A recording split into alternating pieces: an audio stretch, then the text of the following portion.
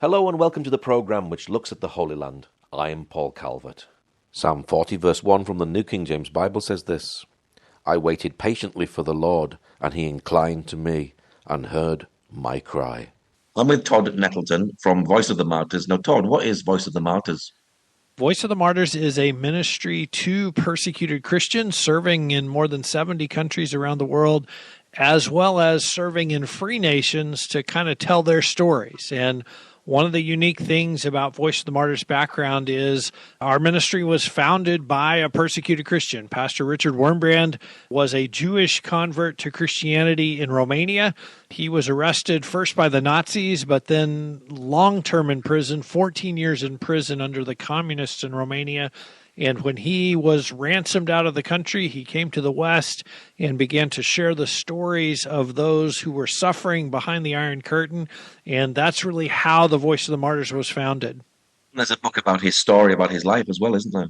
There is. Tortured for Christ is one of them. In God's Underground is another. And then we just issued a book a couple years ago called Wurmbrand, Tortured for Christ, the Complete Story, that really combines his story with the story of his wife, Sabina, who also was in prison. She was in prison 3 years herself, but then also walking the path as her husband was in prison for 14 years. It really is an incredible story of God's faithfulness to them, but also their courage and fortitude to be able to withstand so much suffering and hang on to their Christian faith, hang on even to the joy of life, to be able to love even their persecutors. It's just really a remarkable story. Well, the Bible says God works in all things for good, and this is one way that Richard Wurmbrand was able to do that, wasn't it? Yeah, he turned really a lot of suffering into amazing good. And the fact that we're now, almost 60 years later, Voice of the Martyrs is still doing good in all those countries around the world is really a testament to Richard's faithfulness, to his courage, and to the fact that God really planted this vision on his heart. In fact, he has written about the fact that while he was in solitary confinement for 3 years, one of the things that he kept his mind busy with was thinking about, okay, well, what could we do to serve people like me who were in prison? And really the vision for the Voice of the Martyrs was kind of founded in the midst of that horrible suffering. But as you say, it's a testament to God's ability to bring good even out of really difficult circumstances. What countries do you work in? Voice of the Martyrs is active in more than 70 countries around the world. So you can think of some that we would all think of as places where Christians are persecuted: northern Nigeria, China, North Korea, Iran. There are also many that maybe you wouldn't think of. I think one of the countries that I am particularly fond of and have a love for is Eritrea. And it's a country that, for a lot of Americans at least, they would have trouble finding Eritrea on a map. But it is a place where something around the neighborhood of 400 of our Christian brothers and sisters are in prison right now in Eritrea simply for following Christ. So our work really is wherever Christians are persecuted. And we go in with the idea of not sort of a menu of, hey, here's 10 things VOM does, which one would you like? But really our goal is to come alongside them and to serve them and to understand their ministry, understand their needs, and then be able to say, okay, hey, here's what we would like to do to help you. So it's very much our international ministry staff talk about being field driven. It is not driven from our office in Oklahoma. It is driven from being on the field, walking side by side with Christians who are suffering, and then understanding, okay, here's what their needs are. Now, how do we help meet those needs? Which is the most worrying country right now? That's a hard question to answer because there are so many places where Christians are suffering. I think Eritrea is one. I mentioned earlier that there are multiple pastors in Eritrea that have been in prison for 20 years. There are somewhere around 400 Christians in prison right now. Not a single one of those people has ever had a trial. They've never been even formally charged with a crime. They just got arrested. They disappeared into the Eritrean prison system. And for some of them, it's now been 20 years later. They still haven't been charged with a crime. They still haven't ever had a chance to defend themselves. They don't know how long they'll be in prison. I think that's one that is heartrending to me. It's like it's one thing to have a 20-year sentence and then start counting down. Okay, I only have 19 years left. I only have 18 years left. To me, I think it would be much harder to just not know. Like, hey, I could be released tomorrow or I could die in prison. And I don't know what to expect. I don't know what's going to happen. I think that would be very frustrating. When you talk about levels of violence, northern Nigeria right now is one of the most dangerous places to be a Christian as far as the level of attack, the level of violence. There are also places in northern Mozambique where you have a terrorist group that has pledged allegiance to ISIS that is literally going village to village. They gather the villagers in the center of the village, and then they start asking one by one, are you a Christian or a Muslim? Are you a Christian or a Muslim? Are you a Christian or a Muslim? And you learn very quickly that there's only one answer that they're going to be happy with. And so Christians are losing their lives in northern Mozambique. And so, like I said, it's hard to say where's the hardest or where's the most pressing, because anywhere that our Christian brothers and sisters are suffering, our hearts are drawn there by the need to serve them, by the desire to stand with them and encourage them wherever they are that they are suffering. Now, you just recently been to the Middle East. Where were you at and what were you doing there?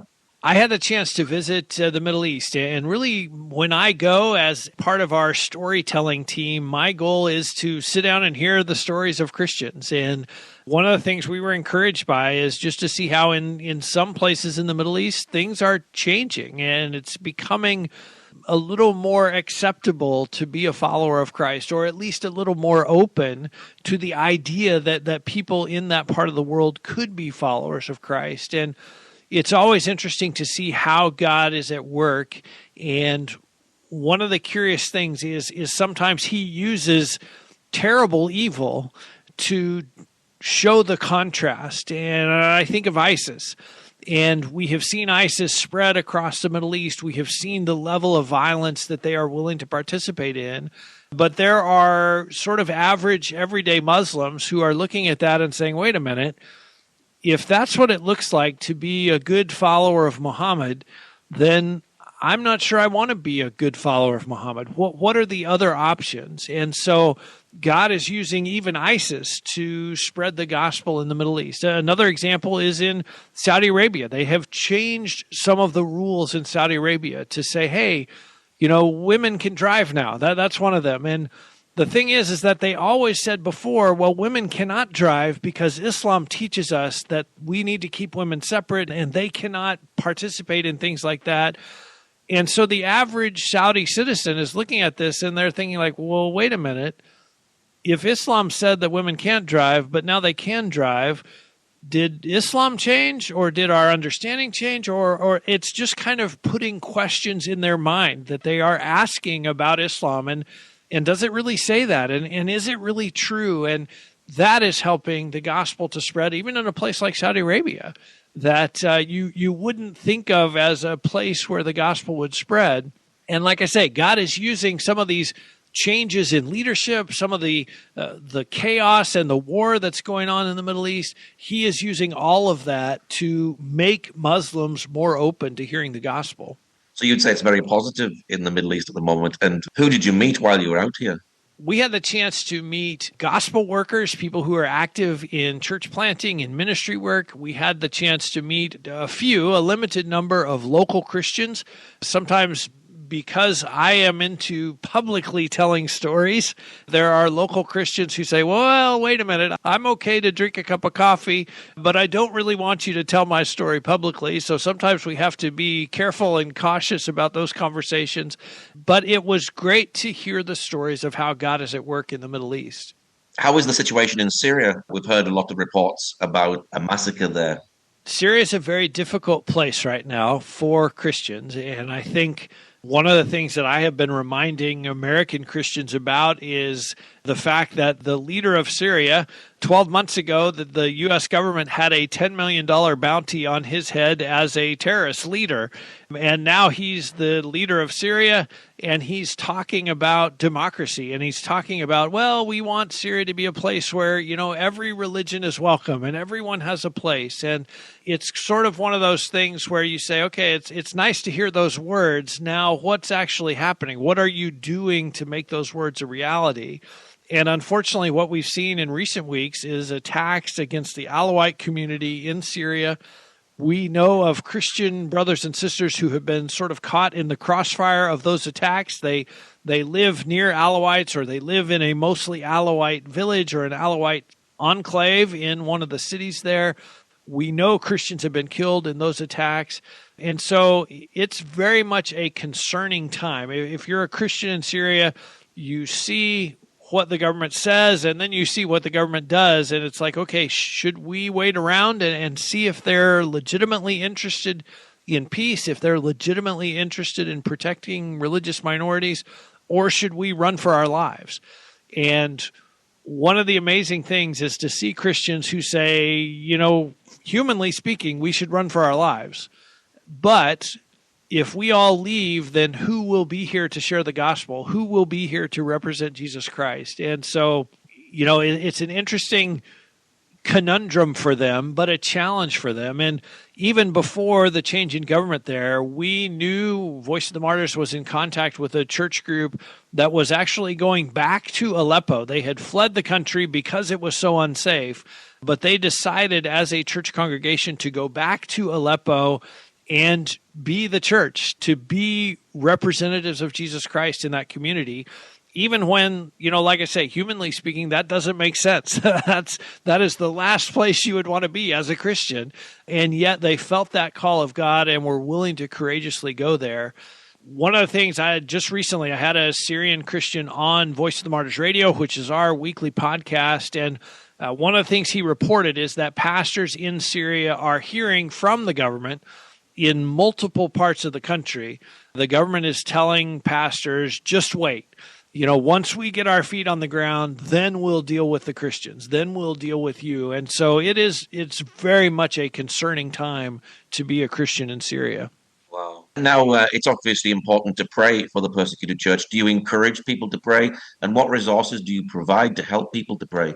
The first thing that persecuted Christians ask us to do is to pray for them. And so absolutely, Voice of the Martyrs is involved in encouraging and equipping people to pray.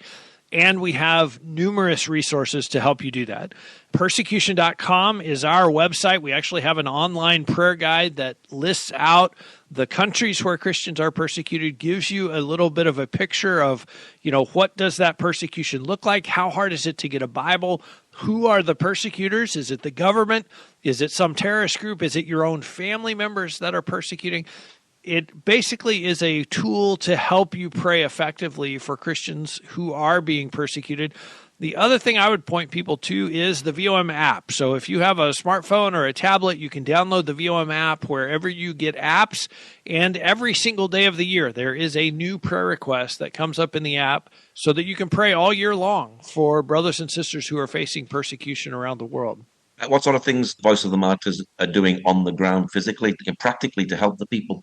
Our overseas work in the 70-plus countries where Christians are persecuted, it falls into three main areas, and one of those is what we call persecution response, and that is just like it sounds. If someone is persecuted, they need help. So if they are injured, they need to see a doctor. We can help with that. If their house is burned down, they need a place to stay. We will stand beside them and help them with that. So persecution response is the first area. The second area is Bibles. In hostile areas and restricted nations, it is very difficult for Christians to get their own copy of the Bible. We are trying to help alleviate that need. In fact, we talk about a Bible for every believer with the belief that every Christian believer should have their own copy of God's Word. And we want to help make that a reality in hostile areas and restricted nations around the world. The third area that we work overseas is what we call frontline ministry.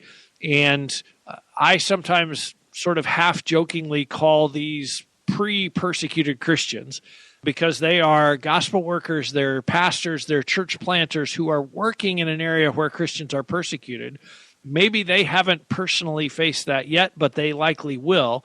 And so we are helping them with tools and training and encouragement to make their ministry as effective as possible in the time before they get persecuted, as well as to prepare them and to prepare their followers to face persecution without being defeated by it, to be able to face persecution victoriously and not let it stop their ministry. So that's sort of the three facets of our overseas ministry. And then here in the United States, in Free Nations, we are telling the stories of persecuted Christians to encourage the faith of Christians like you and I, who maybe we haven't been persecuted, but we certainly have challenges. We certainly will go through times of suffering in our lives.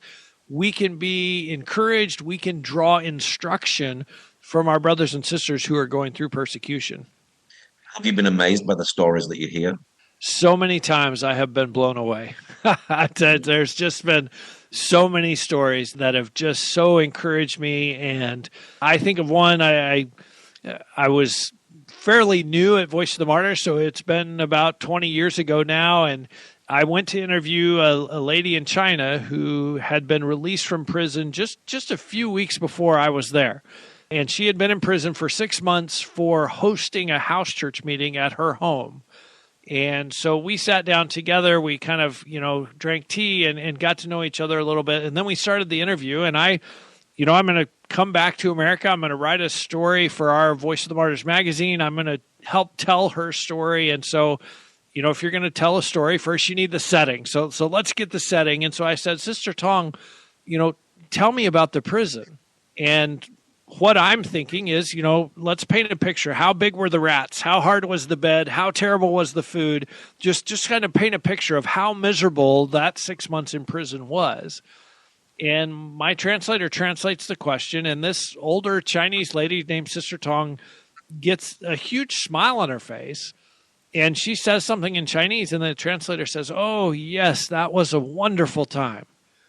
And I looked at the translator because I thought, there's been a miscommunication here. Like nobody would ever describe a Chinese prison as a wonderful time. And I said, now, are you sure you understood I was asking about the prison? Yes, I understood. And are you sure Sister Tong understood? Like, did she understand the question? Yes, she understood the question. And so I was like, Sister Tong, you got to tell me, how can you say that 6 months in prison was a wonderful time? And she went on to tell me, she said, Jesus was so close to me in that prison cell. He was right there with me every single day, all the time. I experienced his presence in a way that I don't experience it outside of prison. And she said, there were some ladies in the cell with me, and when I got there, they didn't know Jesus. And I got to be the one to introduce him to them. I got to be the one to lead them to Christ. So her basic thing was, Jesus was with me, and Jesus gave me a ministry to do. So, of course, that was a wonderful time. Why wouldn't it be a wonderful time? And I got to tell you, that messed with my brain. I could not fathom that anyone would ever say that being in prison in China was a wonderful time.